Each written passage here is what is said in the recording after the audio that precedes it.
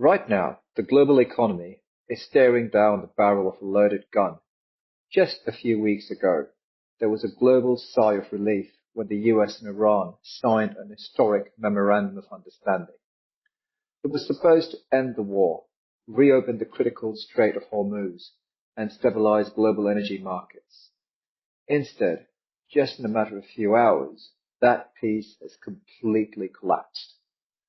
The US has officially rescinded Iran's oil sanctions waiver and resumed a full naval blockade of Iran. Tehran has retaliated instantly, striking at least two Emirati oil tankers exiting the strait.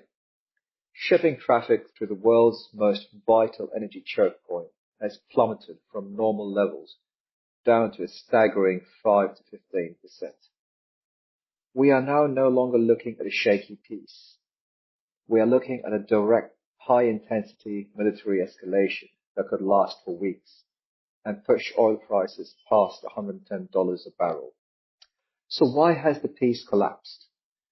How did we get here so fast? What is Iran's ultimate endgame?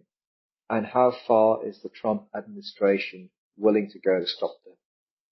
Today, we are diving deep into the intelligence reports examining the devastating high-tech weapons being deployed and revealing the hidden constraints that could force this conflict to a head by mid-August. Let's get into it. So the trigger. What exactly killed the MOU, or the Memorandum of Understanding? To understand why the peace died, we have to look at the map. Under the late June deal, the US, Oman, and International Shipping Organization facilitated a safe transit route to the southern part of the Strait of Hormuz, known as the Omani route. But Iran saw this as a direct threat. Why? Because the Omani route bypassed Iranian oversight entirely. For Iran, control over the Strait of Hormuz isn't just about security. It is their ultimate geopolitical leverage. If ships can pass freely without their permission, Iran loses its biggest bargaining chip with the West. So they started attacking ships again. There was kinetic strikes. The US responded with 5 to 6 rounds of targeted strikes on Iranian military assets along its coast. There was a financial retaliation. Washington, D.C. ripped up the economic incentives of the MOU, reinstating the oil sanctions blockade. And then there was the counterstrike. Just hours ago, Iranian forces struck two Emirati tankers off the Omani coast, and also US bases in Kuwait, in Jordan, and Oman. The diplomatic backchannels in Muscat and Doha have gone completely quiet. The deal is dead, and now both sides are stepping back into the ring. Now let's get into the weapons. The creeping hypersonic technology in the Gulf. This isn't a tanker war of the 1980s. The military capabilities being deployed today are terrifyingly advanced. Iran has proven it can disrupt global trade even under intense US bombardment. They aren't just using fast boats and naval mines anymore. There's fiber optic drones, capable of precision targeting the most vulnerable parts of massive cargo ships, like rudders, engine rooms, and bridge stations. There's MARVs, maneuvering re-entry vehicles. This is the ultimate game changer. These are warheads with hypersonic terminal phase maneuverability. They twist and turn at extreme speeds to aid standard missile defense systems. Apparently, this is what Iran used in attacking the Patriot defense facility in Kuwait last weekend. And then there's defense crisis. Intercepting these MARVs requires the Terminal High Altitude Area Defense Systems, or the THAAD, which the US and its allies are running dangerously short on. But the US isn't fighting with its hands tied behind its back. In a highly classified move, the US military recently deployed its first autonomous suicide drone boat attack directly into Iran's Bandar Abbas port, successfully destroying a submarine pen. This signals a massive shift towards low-cost, high-impact, unmanned warfare. The US is betting it can neutralize Iran's ability to threaten the Strait. Let's see. And then there is the Trump factor and this mid-August deadline that's being touted. Many analysts assumed that Trump would avoid military action to protect his political standing ahead of the midterms. That assumption has now been proven wrong. Intelligence reports suggest that Trump is far more focused on securing what he can brand it as a strong deal and his legacy than worrying about down-ballot political risks. He has already notified Congress of the resumption of military force, resetting the controversial 60-day war powers clock.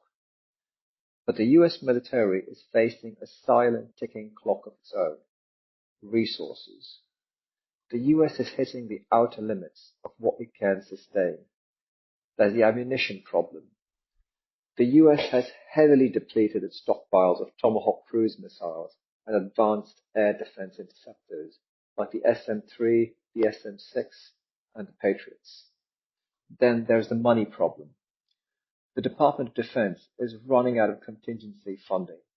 The only way to get more money is through Congress, and that funding won't be approved until the post-election lame duck period in November or December.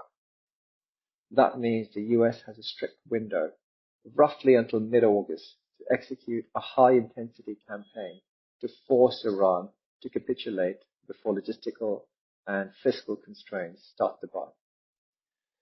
And then there's a global impact. There's oil prices rising and the next target. So what does this mean for your wallet? With the shaky peace dead, Brent crude has already jumped to around $84 a barrel. If this high-intensity escalation continues through mid-August, experts predict oil will easily trade in the $90 to $100 range. But then there's a nightmare scenario.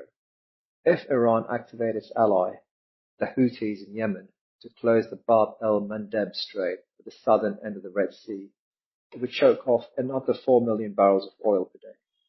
If that happens, then oil prices will blast straight through the $110 ceiling, and the US target list is expanding.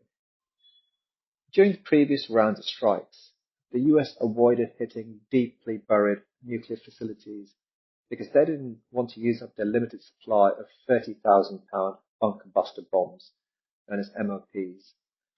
But now, a mysterious facility under construction since 2019, colloquially known as the Pickaxe Mountain, is in the crosshairs.